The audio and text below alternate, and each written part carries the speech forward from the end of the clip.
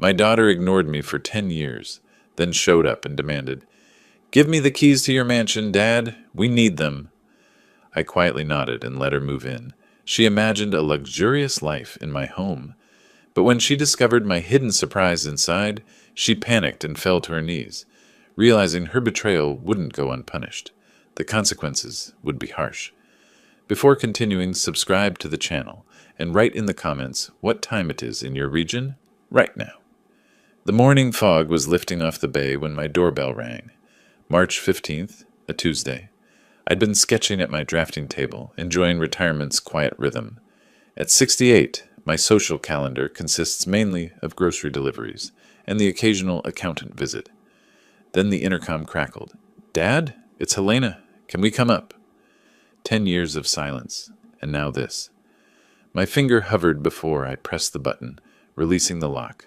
My heart did something complicated. Hope, dread, confusion all at once. I opened the door. There stood my daughter, Helena, 38 now, her mother's eyes but none of her warmth. Beside her was James, her husband, all gym muscles and impatience. I'd attended their wedding 11 years ago, stood in the corner while Helena introduced me as my father. He's retired. Not the architect, just retired. "Dad," Helena said, rehearsed. She hugged me briefly, funeral relative style. "It's been too long." 10 years, I said quietly. James extended his hand. "Franklin, good to see you." His grip was aggressive, establishing dominance. I let him have it. "At my age, you pick your battles." They came inside, and I watched their eyes sweep the space. The Pacific Heights mansion, my masterpiece, designed 30 years ago with Margaret. 4,000 square feet of Victorian elegance, crown moldings specified to the millimeter, bay windows framing the Golden Gate like art. But they weren't seeing craftsmanship. They were seeing dollar signs. James's gaze lingered on the coffered ceiling. Helena's fingers traced the walnut banister, appraising, calculating. "The place looks good," James said, accusatory. "Big, though, for one person. I manage." We sat in the living room where Helena had opened Christmas presents, where Margaret and I had hosted parties, where I'd sat alone for a decade. Helena perched on the leather sofa, posture perfect, smile plastic. "Dad, I know it's been a while." 10 years, I repeated. "Facts matter in architecture. They should matter in families." She blinked. "Yes, I'm sorry. Life got complicated." "Complicated?" I thought about letters returned unopened, calls to voicemail, the heart attack 2 years ago, lying in the hospital bed, watching the door. But I didn't say that. Not yet. James leaned forward, subtle abandon. "Look, Franklin, we need to talk about this house. Not, we've missed you. Not, let's rebuild. Just the house." "What about it?" Helena's eyes suddenly brimmed with tears, remarkably realistic. "Dad, I know this sounds terrible, but we're in trouble. Financial trouble. James's business didn't work out. We've been struggling and—" Her voice caught. I thought about Mom, how she'd want us to be family again. Invoking Margaret, strategic. My wife dead 10 years, now summoned as a character witness. Mom would want many things, I said quietly. James stood, pacing. "The point is, you don't need this size. It's wasted resources, family resources. You're alone, rattling around 6 bedrooms, while we can barely keep our apartment. You want me to sell." "We want you to be practical," James said. "This property's worth $3 million. More. Money sitting here doing nothing. Money that could help your daughter." Helena took my hand, cold fingers. "Dad, I wouldn't ask if we weren't desperate. We need you to transfer the house to us. We'll handle the sale. You can find a nice condo, something manageable. We'll take care of you." The audacity hit like a physical blow. They'd walked in after a decade and within 15 minutes demanded my home. The home I'd designed. Where Margaret died. My last connection to the life we'd built. I should have thrown them out. But something cold settled in my chest instead, pushing aside hurt and hope. I looked at Helena, really looked. Those calculated tears. That concern that didn't reach her eyes. Behind her, photographs on the mantel. Margaret and me at our wedding. Helena as a baby. All 3 of us before this house the day construction finished. That Helena was gone. Maybe never existed. "I need to think about it." James's jaw tightened. "What's to think about?" you're not using this space. We need help. You're her father. I said I need to think. My voice stayed quiet, but something made James stop. Helena squeezed my hand. Of course, Dad. Take time. It's just, we're desperate. Creditors calling daily. We might lose everything. Everything except your pride, I said. Her hand went rigid. That's holding up fine. She pulled away, wounded, or performing wounded. That's not fair. Isn't it? I stood, suddenly tired. I'll think about it. Call tomorrow. They exchanged glances. Frustration, annoyance, certainty. They thought they had me. The lonely old man would cave for a scrap of his daughter's attention. Walking them to the door, James clapped my shoulder. You're doing the right thing, Franklin. Family takes care of family, right?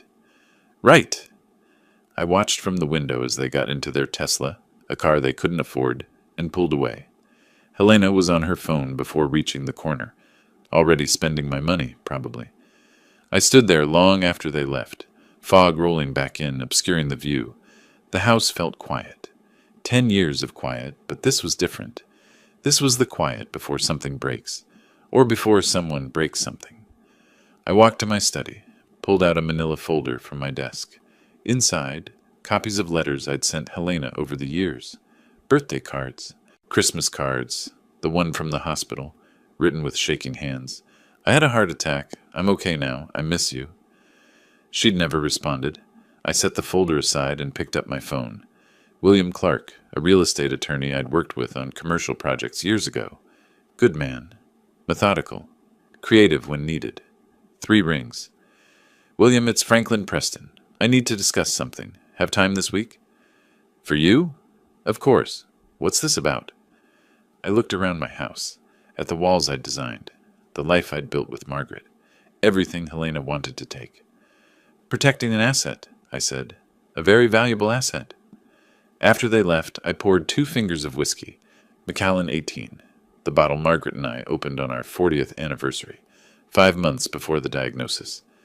I'd been rationing it since, because finishing it meant accepting she was really gone. I sat by the window, watching city lights emerge at dusk, and let myself remember. 10 years ago, almost to the day. Margaret's funeral, beautiful the way terrible things sometimes are. Spring flowers everywhere, everyone saying right words. Helena had been there, properly dressed, properly tearful, holding my arm, playing devoted daughter flawlessly. But I felt the distance, the coldness underneath. A week later, she came to the house. I'd been grateful, thinking we could grieve together. I'd made coffee, set out pastries Margaret loved from the Fillmore bakery. Helena sat on that same sofa. Dad, we need to talk about the estate. I'd blinked, confused. Estate? Margaret didn't leave a will. We owned everything jointly. It's all mine now. That's the problem? Helena's voice was efficient, brutal. The house was too big for one person. Maintenance costs astronomical. I should sell, liquidate, split proceeds. Mom would want me taken care of. I'd explained this house was more than real estate. It was Margaret's dream made concrete. We'd designed it together, chose every tile, every fixture. The kitchen matched her specifications. The garden had her roses. Selling would be losing her again. Helena's face went hard. So you're choosing a building over your daughter? I'm choosing your mother's memory. Then I guess you've made your priorities clear. She gathered her bag. At the door, she turned back. Fine. Keep your precious house. Keep your memories. But don't expect me to watch you wallow. I need a father who cares about my future, not someone drowning in the past. Helena, please! Don't call. Don't write. When you're ready to grow up and do the right thing, you know where to find me. The door closed. Last time I'd seen her until today. I tried, though. Letters monthly at first. Telling about my days, asking about hers, reaching into void. They came back unopened or disappeared into silence. I called on her birthday, left messages, nothing. The heart attack, widowmaker, doctors called it, stopped my heart in the grocery store. I woke in ICU with tubes everywhere, strangers hovering. I asked the nurse to call Helena. She tried, got voicemail. Helena never came. 3 days in that hospital. My only visitor was William Clark, who came because he'd heard from a colleague. He sat with me an hour, talking about nothing. I was pathetically grateful. The nurses looked at me with pity. Old man with no family. They'd seen hundreds like me. After I got home, I sent Helena a letter. Short. I had a heart attack. I'm okay now. I miss you. I'd stared at those words an hour before mailing, wondering if they sounded like manipulation. They were just true. She never responded. And birthdays. Mine, not hers. 66, 67, 68 last month. I'd developed a tradition, making myself a boxed cake, eating one slice, throwing out the rest. Margaret used to make elaborate productions. Helena helped decorate. Now I celebrated alone. The whiskey burned. Anger built, hot and sharp, cutting through sadness. I could forgive silence, forgive abandonment. People grieve differently, run from pain. But this, coming back after 10 years not to apologize, not to rebuild, but to demand, treating me like an ATM, an obstacle between them and money, the calculated tears, invoking Margaret's memory as a weapon. Mom would want us family again, as if Margaret would recognize this mercenary stranger as her daughter, and James. Barely concealed contempt calling me Franklin, not Mr. Preston or Dad, assessing my home like shopping for furniture, presuming I was too old, too weak, too grateful for attention to refuse.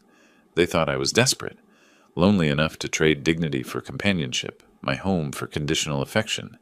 Wrong. I opened my laptop, started doing what I do best, planning. Architecture is seeing the finished structure before the first brick, understanding how pieces fit together, building something beautiful with underlying framework of steel and stone. I could build something here too. Not a building, a strategy. My phone buzzed. Helena, on schedule. Text, thanks for hearing us out today, Dad. I know this is hard, but it means a lot. We'll talk tomorrow. Love you. Love you. 2 words unsaid for a decade, deployed now as tactical weapon. I didn't respond. Instead, I researched California real estate law, charitable foundations, historical preservation statutes, made notes, drew diagrams, did what I'd always done facing complex problems, broke them into solvable components. By midnight, I had an outline. It would take time, money, precision and patience and cold calculation I'd never applied except to blueprints, but it could work. I looked at the photo on my desk, Margaret and me before this house 30 years ago, her head on my shoulder, both smiling at a future we thought we understood. She'd loved this place. Every room held her fingerprints, choices, laughter. I'm sorry, I told her image. Sorry I couldn't give Helena the mother she needed, but I won't let her take you away again. My phone buzzed again, another text. Just thinking how good it'll be to reconnect. Maybe dinner this week, my treat. Her treat. With what money? The failed business? Maxed credit cards? Or was she already counting my money as hers? I set the phone down, returned to my laptop. Work to do. They wanted my house, my legacy, to erase Margaret's memory for cash. They would get exactly what they deserved, and not one thing more. The next morning, the doorbell rang. A delivery, books I'd ordered. Carlos Mendoza, the courier who'd served this neighborhood for years, stood there with his usual smile. Morning, Mr. Preston. Got your books. Thanks, Carlos. I signed for the package. He lingered the way he always did. You doing okay? Haven't seen you around much. Fine, just busy. I started to close the door, but Carlos wasn't finished. Oh, by the way, I saw your daughter here a few weeks back. 3 weeks ago, maybe. She was with a man and woman, meeting with someone who looked like a realtor. They were taking pictures of your house, walking around the property. I thought maybe you were selling. Everything stopped. 3 weeks ago? Yeah, I remember because I delivered to the Johnsons next door that day. Your daughter and her group were out front with clipboards and cameras, professional looking. I figured you'd finally decided to downsize. No, I said slowly. No plans to sell. Carlos looked confused. Huh. Well, they sure looked serious. Anyway, enjoy your books. I closed the door and stood in the hallway. 3 weeks ago. 3 weeks before yesterday's tearful reunion, before Helena's desperate plea, before their sudden appearance. They'd been planning this, scouting the property, bringing in a realtor, taking photographs. This wasn't spontaneous. This was calculated. I'd been the target all along. The financial trouble was probably true, but their solution had been in the works for weeks. The tears, invoking her mother's memory, pretending to reconnect. All theater. rehearsed lines, prepared assault, and I'd almost fallen for it. I walked to my study and dialed William Clark. Franklin, I was hoping you'd call. I need to move faster than I thought. Can you meet today? 1 o'clock at my office. I'll be there.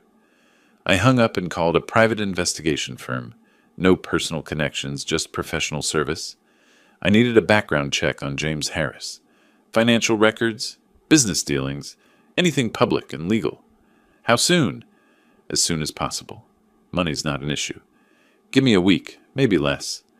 I spent the morning planning, not building designs, strategies, flowcharts, legal structures, mapping every possibility, every angle, every potential obstacle. At 1 o'clock, I sat across from William in his downtown office, the Bay Bridge visible through the window. Tell me what's really going on, he said. I told him everything. Helena's visit, the demands, 10 years of silence, Carlos's revelation. William listened without interrupting. You want to protect the house, he finally said. I want to make it impossible for them to take it. There are ways. California law gives us interesting options. He pulled out a legal pad. Historic designation, for one. Your house was designed by you and Richard Chen, right? He was well known in the 70s. He passed away 5 years ago. Perfect. That gives us grounds for historic preservation. Once in place, modifications require city commission approval. Makes the property harder to flip. He tapped his pen. But that's just the first layer. We need to think bigger. I'm listening. What if the house wasn't yours to give away? What if it belonged to an entity you controlled but they couldn't touch? A trust? More complex? A charitable foundation. You create it, transfer the property, maintain lifetime residence rights. The foundation has a mission, supporting young architects, given your background. You appoint a board of directors you trust. I sat forward. And if Helena demands I transfer the house, you can't. You don't own it. The foundation does, and the charter prevents sale without unanimous board approval, which they'd never get. Exactly. William smiled. But we move fast. How long before they push for transfer? She calls daily, a week, maybe 2. Then we file everything within 5 days. Historic designation, foundation creation, property transfer. It'll cost you $40,000 to $50,000 in legal fees, filing costs, administration. I thought about my retirement account. $45,000 would make a dent. But what was money compared to preserving what Margaret and I had built? Do it. William nodded and started writing. I'll need signatures on about 30 documents. We'll meet with a notary, file with the city, register the foundation. My paralegal starts today. Thank you, William. He looked up, serious. Franklin, I have to ask, is this about the house or your daughter? I considered. Both. The house is the last piece of my life with Margaret. But Helena needs to understand actions have consequences, that you can't abandon someone for a decade and expect them to hand over their life when it's convenient. Fair enough. Just remember, once we do this, there's no easy way back. The bridge was burned 10 years ago, I said. I'm just now accepting it.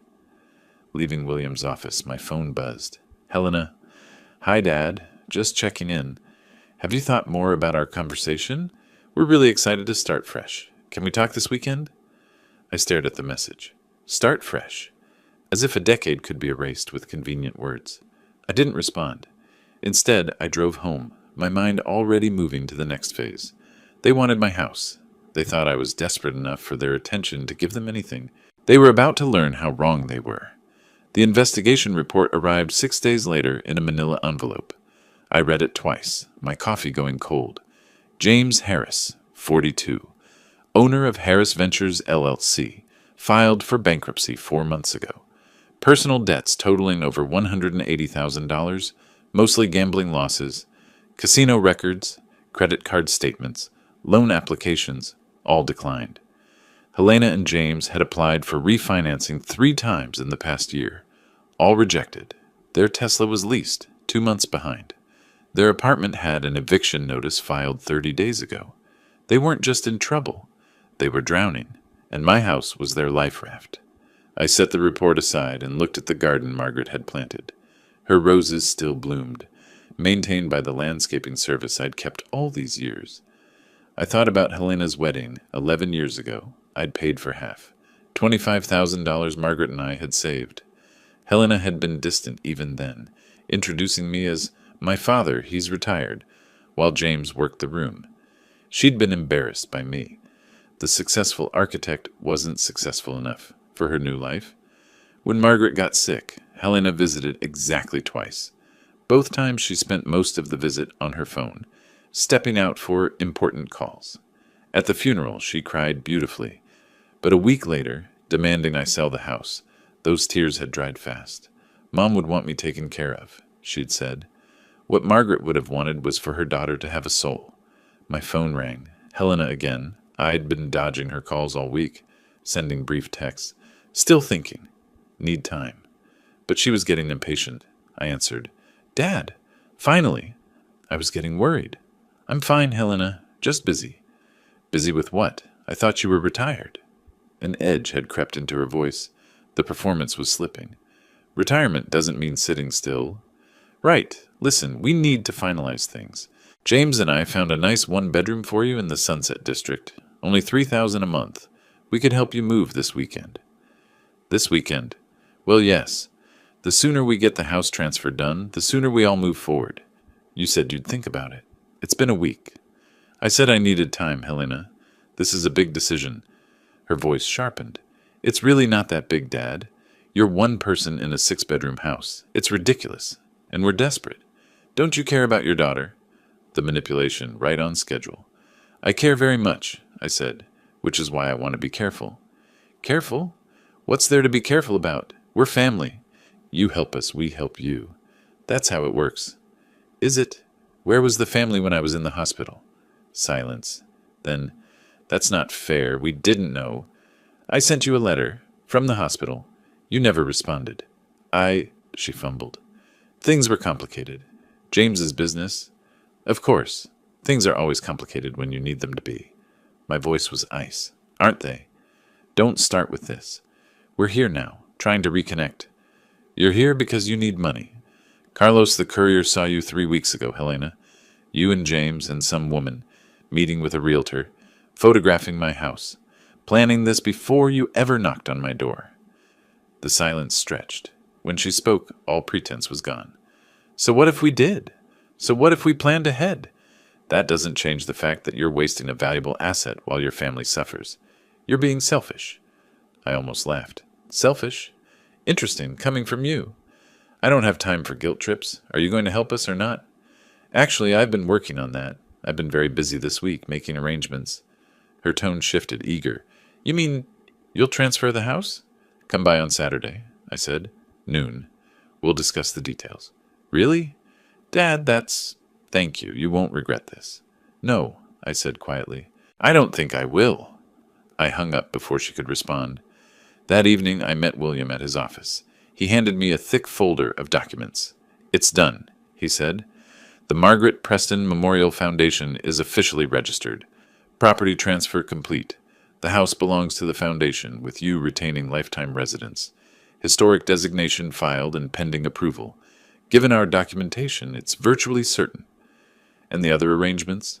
3 young architects signed 5-year lease agreements for creative studio space. Rent is $100 monthly, below market, but the contracts are ironclad. They can't be terminated without cause, and the foundation can't sell while active leases exist. I nodded, feeling the weight. And if Helena challenges this? She can try. But every document is legal, properly filed, witnessed. The foundation has legitimate charitable purpose. The leases are standard. Historic designation is based on actual architectural significance. No fraud, no impropriety.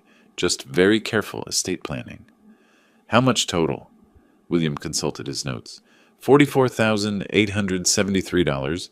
Legal fees, filing costs, historic preservation application, foundation registration, lease preparations.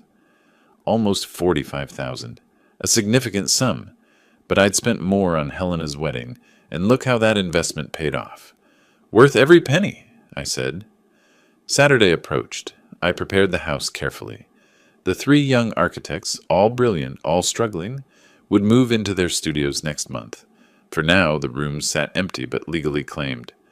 I thought about Margaret, how she'd always supported young talent, always believed in giving people chances.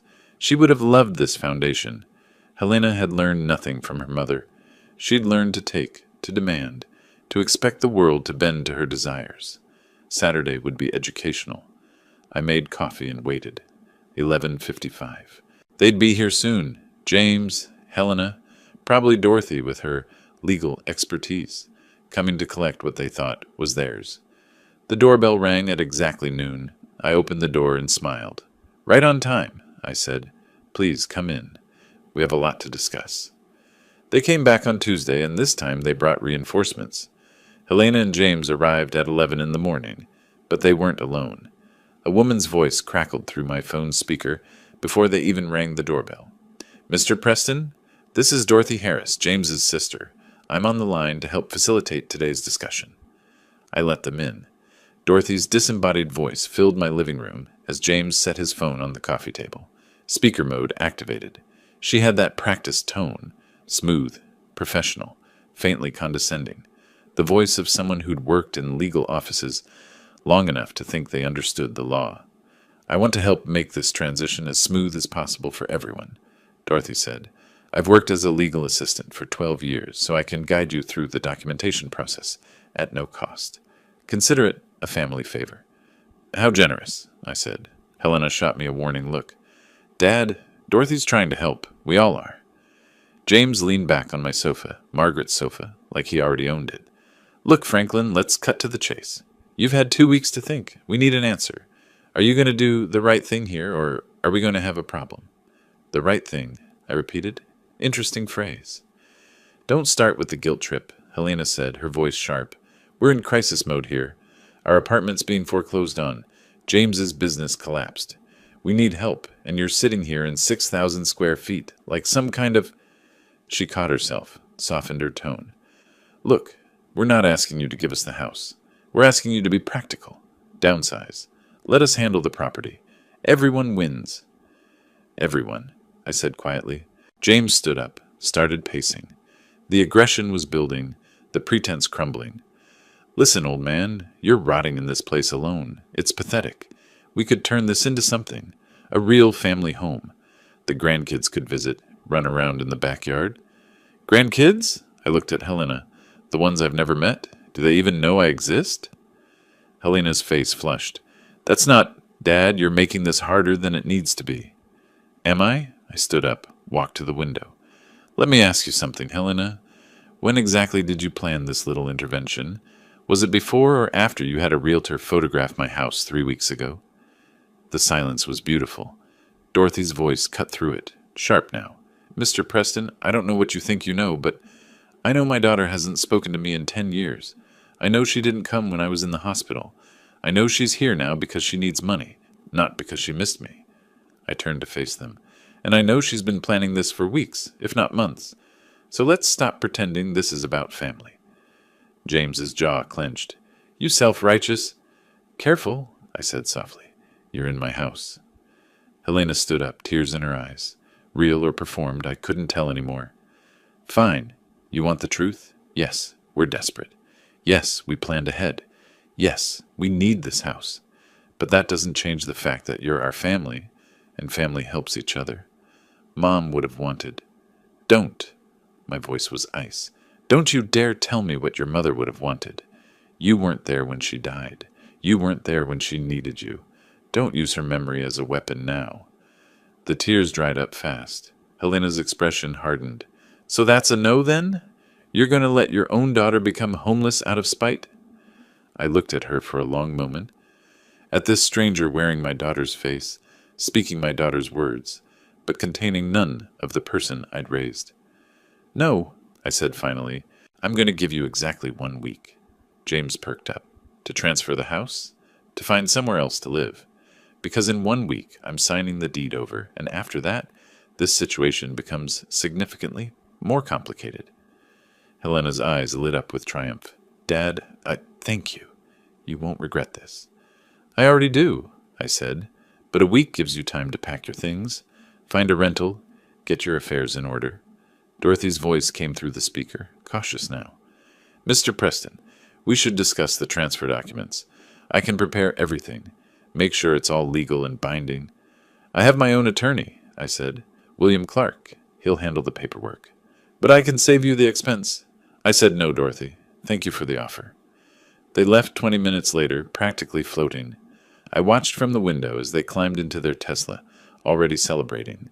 Helena on her phone immediately, probably calling friends, telling them about her new mansion. I waited until they turned the corner, then I picked up my phone and dialed William. It's time, I said. They took the bait. We have 1 week. I'll make the calls, William replied. Historic preservation? Call Cheryl Anderson at the commission. She's expecting to hear from you. And the foundation? Frederick Johnson's ready with the notary documents. We file tomorrow. Franklin, William said, and I could hear the smile in his voice. You're sure about this? I thought about Helena's face when she'd invoked Margaret, the calculated tears, the mercenary glint in her eyes when I'd said I'd sign over the deed. I've never been more sure of anything, I said. I hung up and walked through my house, my beautiful house, every corner filled with Margaret's touch, her choices, her love. In 1 week it would belong to a foundation, to a purpose, to something that mattered. Helena wanted the house? She'd get it, just not the way she expected. The next 7 days moved with surgical precision. Day 1. William filed the Historic Preservation application with Cheryl Anderson at the San Francisco Historic Preservation Commission. The house qualified. I'd designed it with Richard Chen in the 70s, and Richard's work was well documented. Cheryl fast-tracked the review. Day 2. Frederick Johnson, the notary, witnessed my signature on the foundation documents. The Margaret Preston Memorial Foundation officially came into existence. Its mission, supporting emerging architects through grants, mentorship, and housing assistance. Its primary asset, my house. Day 3. I met with 3 young architects, talented people struggling in San Francisco's brutal market. I offered each a creative studio space in my home, 5-year leases at $100 monthly. They nearly cried with gratitude. They signed that afternoon. Days 4 and 5. The paperwork circulated. Historic preservation approval came through, pending final commission vote. But Cheryl assured me it was a formality. The foundation was registered. Property transfer documents were notarized, witnessed, filed, lease agreements recorded. Day 6. I moved my personal belongings to a single room. The young architects would move in next month, but I wanted everything ready. I kept Margaret's photo on my desk. Everything else went into storage. Day 7. Saturday. Moving day. I stood on the front porch at noon with a small box, some clothes, a few books, my laptop, the essentials. Helena's moving truck arrived at 12:03. She and James emerged, followed by Dorothy, no longer just a voice but a solid woman in her mid-40s with sharp eyes and a leather folder. Dad! Helena rushed up, actually hugged me. I can't believe we're really doing this. Thank you so much. You're welcome, I said. I meant it too. James was already eyeing the house like a buyer at an auction. This place is going to look amazing after renovations. Maybe knock down that wall. You might want to check the paperwork first, I said mildly. Dorothy was ahead of them. She'd opened the envelope, was scanning the first page. Her face went from confident to confused, to pale in about 10 seconds. This isn't... She looked up. Mr. Preston, this is a lease agreement. Yes, a lease, not a deed transfer. A rental lease for 12 months at $4,500 per month. James snatched the papers. What? That's not what we agreed to. I said I'd sign over the house. I did. To the Margaret Preston Memorial Foundation, which now owns this property. The foundation board agreed to rent it to you at below market rates. Helena's face went white. What are you talking about? This is insane. You can't... I can. I did. I gestured to the documents. It's all legal. The foundation owns the house. I have lifetime residence rights. You have a 1-year lease. William Clark drafted everything. Dorothy was flipping through pages, her composure cracking. The property has historic designation pending. There are existing lease agreements. 3 creative studios. This makes the house a commercial property, with sitting tenants. Yes, 3 young architects. Very talented. They move in next month. You'll share common spaces with them. Kitchen, living room. The lease specifies equal access. James's face turned red. You're trying to screw us. We'll sue. We'll take you to court. And what?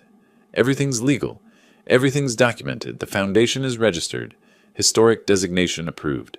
Tenant leases are valid contracts. William made very sure. I picked up my box. Keys are on the kitchen counter. First month's rent is due on the 15th. Account information is in your lease packet. Helena grabbed my arm. Dad, wait. We can't afford $4,500 a month. We're broke. That's why we came to you. Then I suggest you find somewhere cheaper, or accept the lease terms and figure it out. Your choice. This is blackmail. No, I said quietly. This is consequences. Dorothy had her phone out, dialing. I'm calling a lawyer. This can't be legal. Call William Clark, I suggested. He'll explain California property law. His number's in the packet. James stepped forward, and for a moment I thought he might try to intimidate me, but something in my expression stopped him. Maybe he finally understood I wasn't the weak old man he'd assumed. You planned this, he said. From the beginning, you were already setting this trap. Actually, no. When you first came, I was considering it. When Carlos told me you'd been scouting my house 3 weeks earlier, that's when I decided. I smiled. You taught me something valuable, James. When someone shows you who they really are, believe them. I walked down the steps toward my car. Helena called after me. Where are you going? You can't just leave us here. I'm staying with a friend while I look for a condo. You have the house, just like you wanted. Enjoy it. Behind me, Dorothy was on the phone with some attorney, her voice rising. James was cursing. Helena was crying. Real tears this time. Tears of frustration, rage, disbelief. I got in my car and drove away from the house I'd designed, the house I'd built, the house where I'd loved and lost and lived for 30 years. I didn't look back. 3 months passed. 3 months of watching them drown. I didn't live in the house anymore. I'd moved to a comfortable condo in Nob Hill, but I heard reports. From William, from the young architects, from the foundation's property manager. Helena and James were hemorrhaging money. The rent alone was $4,500 monthly. Then came utilities. The house was beautiful but old, poorly insulated with a heating system that cost a fortune to run. I'd maintained it because I could afford it. They couldn't. The young architects, Michael, Sarah, and David, had full access to common areas per their leases. Kitchen, living room, the garden. Helena hated it. She'd call, voice shaking with rage. They're here all the time, making coffee at midnight, having meetings in the living room. It's their home too, I'd reply calmly. Their lease guarantees equal access. You signed the agreement. We didn't know it would be like this. Did you read the contract before signing? Silence. Then she'd hang up. James tried intimidation, left voicemails, voice thick with threats. You think you're smart, but you're playing a dangerous game. I'll make sure everyone knows what kind of father you are. I saved every message, forwarded them to William, evidence of harassment. Dorothy scoured the foundation documents, looking for loopholes. Found nothing. William had been thorough. She tried anyway. Filed a complaint about the foundation's tax-exempt status. The investigation took 2 weeks. Concluded we were in full compliance. She tried to get the historic designation revoked. The commission rejected her petition unanimously. Each failure cost them money they didn't have. The creditors weren't patient. James's gambling debts, $180,000, came due. Collectors started calling, then visiting. Helena called me, hysterical. They're threatening us. Then James should pay, or declare bankruptcy. Those are his options. You could help us? I could, but I won't. Why? What did we ever do to deserve this? The question was absurd. You want a list, Helena? Should I start with 10 years of silence, the hospital visit that never happened, or skip to the part where you scouted my house with a realtor 3 weeks before pretending to need help? She hung up. The young architects told me things too. Helena and James fought constantly, screaming matches echoing through the halls. David mentioned wearing headphones at night to block out noise. Should we be concerned? He asked during a foundation meeting. Document it. Dates, times, severity. If it continues, we may need to issue a warning. Michael added, they're 3 weeks late on the electric bill. The foundation covers property tax and insurance, but utilities are tenant responsibility. Send a reminder notice. If they're 30 days late, we escalate. Sarah looked uncomfortable. I know she's your daughter, Franklin. This must be difficult. She stopped being my daughter 10 years ago, I said quietly. This is just business now. But it wasn't just business. Not entirely. Late at night, alone in my condo, I'd wonder if I'd gone too far. But then I'd remember Helena's face that first day, looking at my house like it was already hers, the casual cruelty in her voice. No, this was justice. In late September, James tried blackmail, threatened to report old code violations unless I renegotiated their lease. William laughed. Statute of limitations is 10 years. This is worthless. James's next move was desperate. He contacted a news station claiming I was exploiting my daughter through predatory lease terms. A reporter called me. Would you like to comment? I'd be happy to, I said. I created a charitable foundation to support young architects. My daughter applied to rent the property. We offered below-market rates, $4,500 monthly for a property worth $3.2 million. They signed voluntarily. Which part is predatory? Your daughter claims you tricked them. Did they read the contract before signing? Silence. I'd need to verify that. The story never aired. By October, Helena stopped calling to argue. She called to beg. Dad, please, we can't keep doing this. Can't you just let us out of the lease? The lease has a termination clause, 90 days notice and $13,500 penalty. We don't have that. Then honor the lease terms until you do. I hate you, she whispered. I know, I said. But you hated me long before this. At least now you have a reason. 2 weeks later, William called. They've filed for bankruptcy. Chapter 7. Complete liquidation. I felt something twist in my chest. Not triumph. Something more complicated. What does that mean for the lease? They can't continue paying. They'll vacate. The bankruptcy eliminates the penalty. So they walk away clean. Financially, yes, but their credit is destroyed. I sat with that, watching city lights through my window. Franklin? William's voice was gentle. You won. Did I? You protected your home? Created something good? The foundation is helping 3 talented people. That's a victory. Maybe, but it felt hollow. I'd wanted Helena to understand consequences, to feel the helplessness I'd felt. She'd learned, but the price was higher than I'd expected. For both of us. The last Saturday in October, they moved out. I drove to the house in the morning. I hadn't been back since handing over the keys 3 months ago. The young architects had texted me. Helena and James were loading a truck. Did I want to be there? I did. I parked across the street and watched them carry boxes. Helena looked thin, exhausted.